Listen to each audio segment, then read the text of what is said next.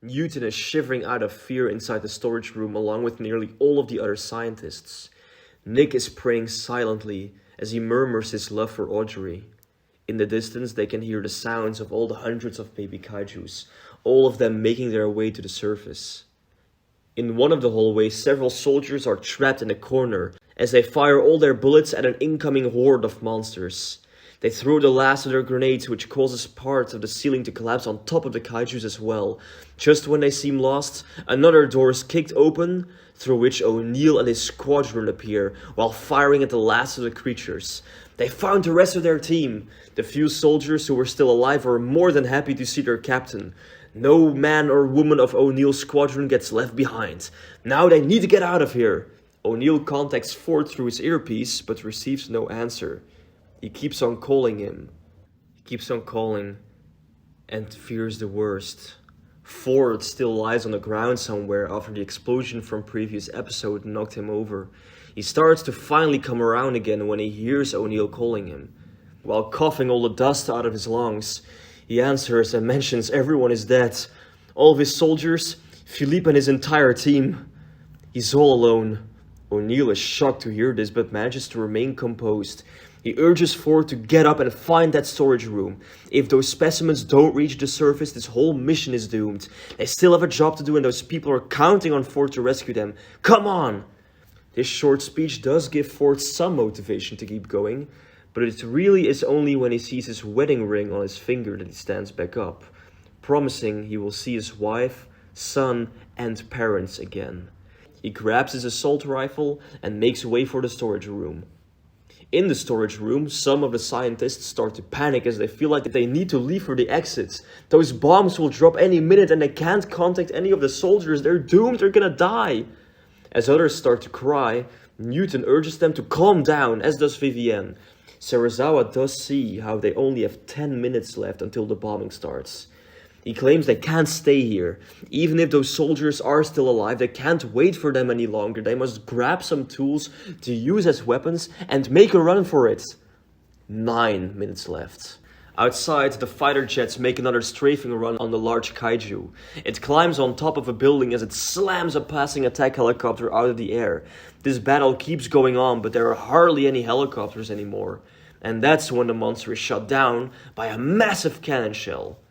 It's revealed how Stans is back on his air carrier and that he is ordering his troops to fire their long-range cannons at the monster, hoping to kill it at last. At the storage room, everyone has gathered some tools and are ready to head out. All the while, Newton keeps on holding on to the case with samples. Just as Nick very carefully wants to open the door, it is abruptly opened by a distressed Ford. Everyone screams as they all thought it would be a kaiju, but luckily it isn't. Ford claims none of his troops made it. It's only him, but now they need to move.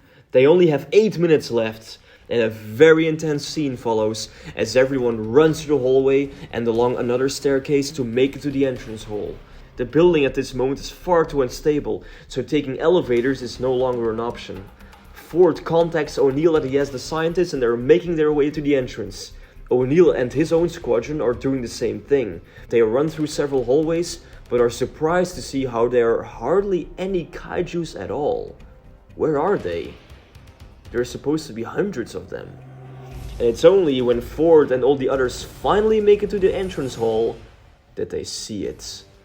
Dozens of kaijus are standing down below between them and the main doors. If those doors are breached, the monsters make it to the city. Ford and all the scientists quickly take cover so none of the babies can see them.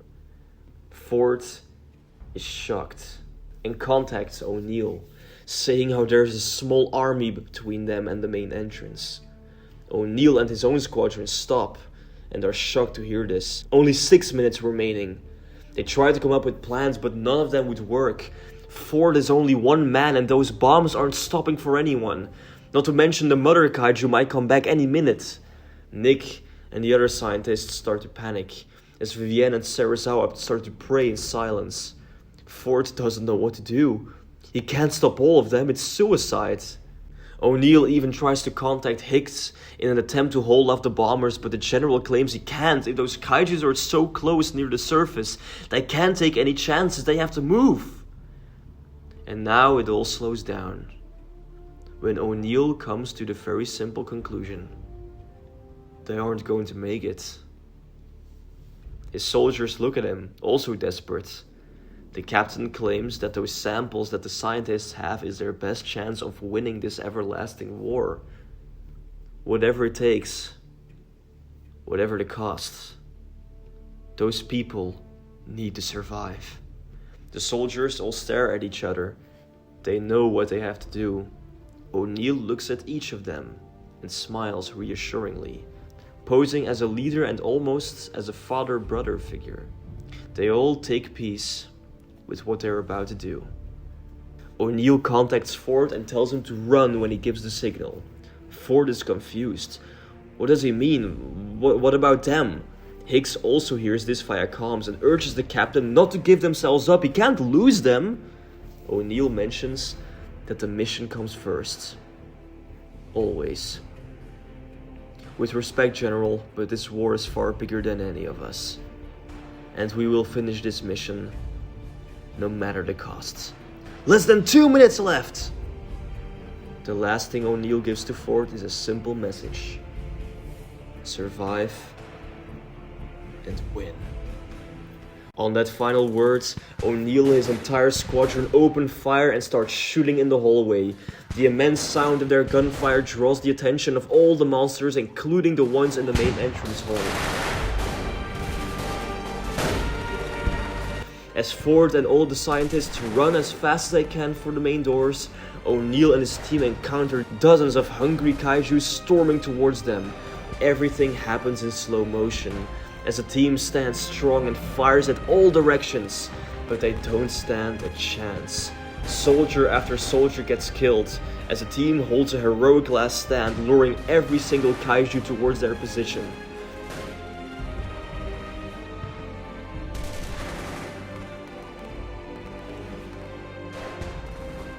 O'Neill is right in the center, firing 2 guns at the same time. When his rifles are out of ammunition, he grabs his pistol.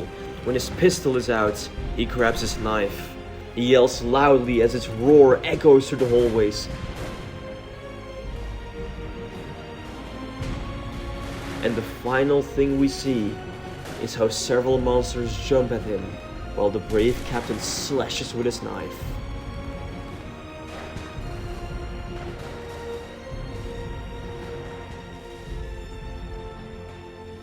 That's the last thing that we see from Captain O'Neill and his brave squadron. Ford and the scientists run through the main doors and into the street with all speed. The bombers arrive directly overhead and fire a set of missiles. The missiles go fast and hit the entirety of Madison Square Garden, causing the entire complex to blow up.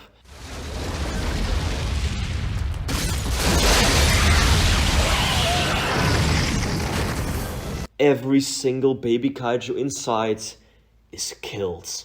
Ford and the scientists get blown away by the shockwave, but none of them are hurt too badly. The mother kaiju hears this and sees the explosion from a distance. It roars loudly and runs towards it. All the military personnel at the base in Brooklyn cheer loudly in victory. Hicks, however, is silent as he grieves over the loss of O'Neill, again showing how they truly cared about one another. He snaps out of it, however, and soon contacts Ford. Ford and the others all recover and take a deep breath. Some even cheer as well. Ford informs Hicks about everything. They made it out, and they have the case with all the samples they need. Newton still holds the briefcase very tight and notices how several dead baby kaijus are lying around. He stares at them for a while. Serizawa does the same thing, even feeling slightly sad about it. Nick notices this and wonders why he would feel sadness out of all things in this moment. Serizawa is silent, clearly pondering about something. It's when Ford wants to pick a nearby car to leave that suddenly one of the nearby buildings collapses and the mother kaiju shows itself. The massive monster stares down at her destroyed nest and offspring. It even growls in sadness.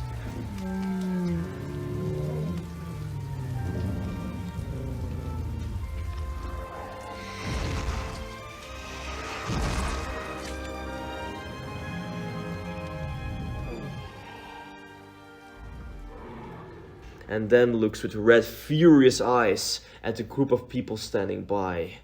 As it roars loudly in pure anger, Ford tells all of them to move, get in the car! They all get in 2 separate cars and try to bypass them as quickly as possible. Ford, Sarazawa, Vivienne, Nick and Newton get in one, the rest in the other. They drive off at full speed towards the Brooklyn Bridge. The other scientists, however, can't bypass their own car, and Vivienne sees how they all get crushed as the kaiju steps down on them with its foot. A very hectic chase scene erupts through the destroyed streets of Manhattan as the kaiju is right on the car's tail.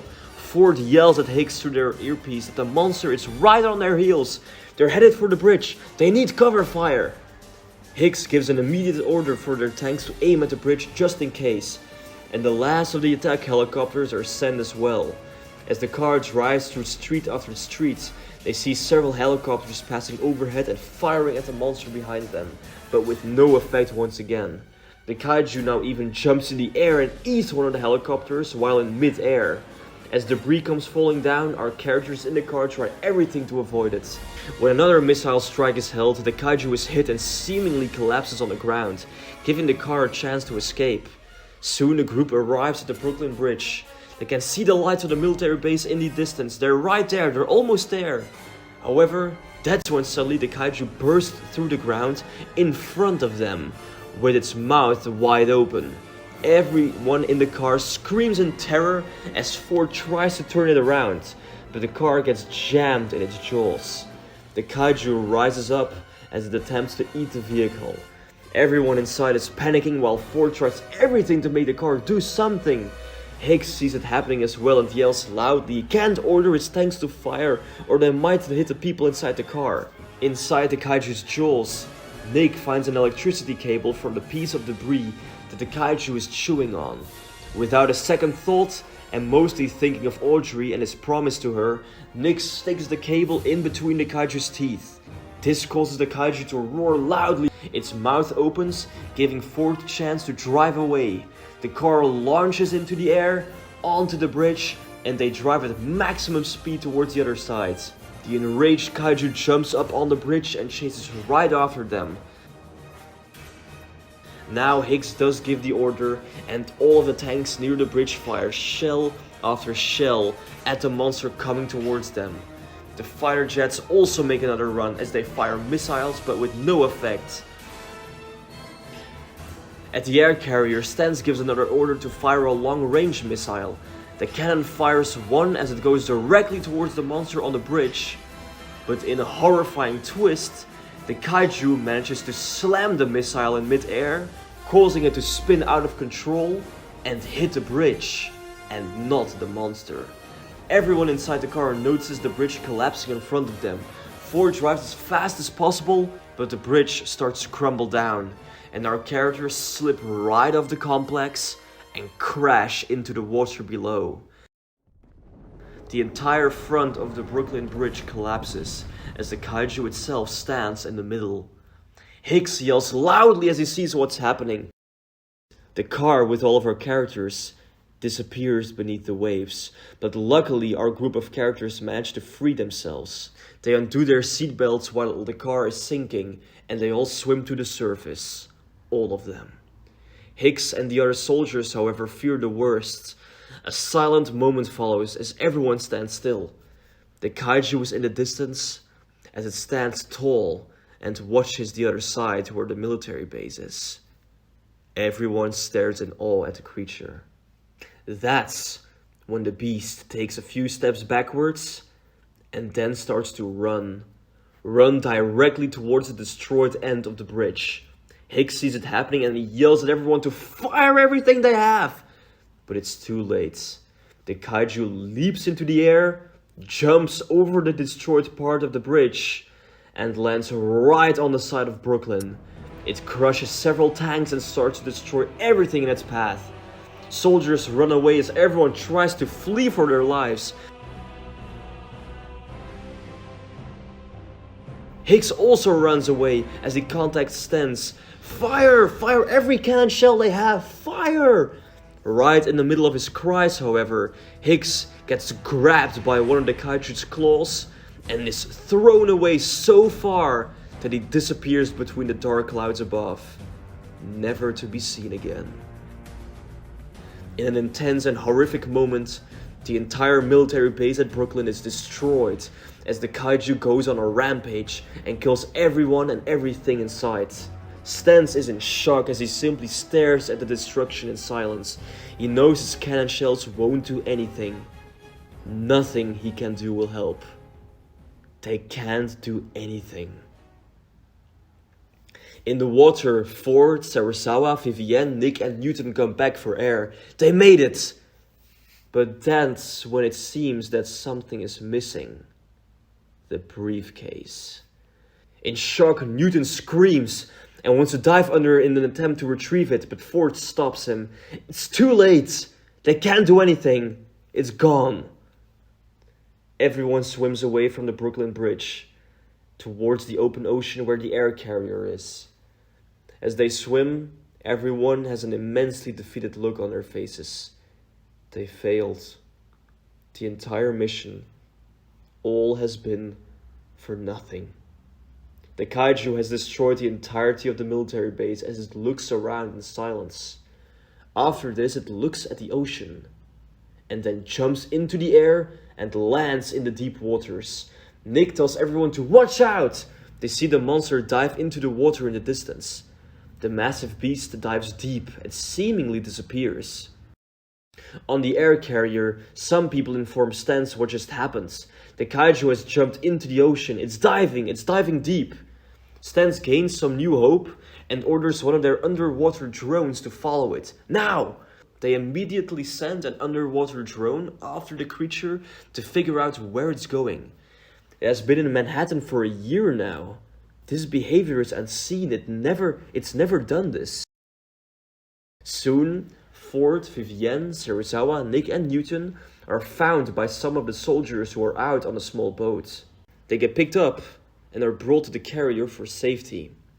Everyone is defeated, especially Newton, who feels like a complete failure. At the bridge of the ship, they all meet with Stans as they suffer a silent and grim aftermath. But the Admiral does tell them that they are following the creature with a drone. Wherever it's going, it's deep and far away, but they will find it. We now follow the drone underwater as it goes to the deepest depths of the ocean. The kaiju keeps diving and diving until we reach the bottom of a very deep underwater trench.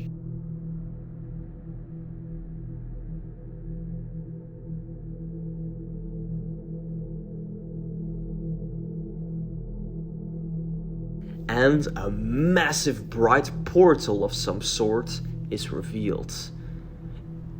Everyone on the carrier bridge is watching the footage on screen. Every single one of them feels their mouth dropping. Sarasawa is astonished, while Newton is simply confused beyond belief. Nick, Vivienne, Ford and Stans don't know what to think. They see the kaiju swimming directly towards the underwater portal and going through, disappearing. The drone stops and keeps on filming what it sees. It's a moment of pure awe. Stans asks the question everyone wonders. Where did it go? Sarasawa is the only one who smiles and answers. Home. It went home.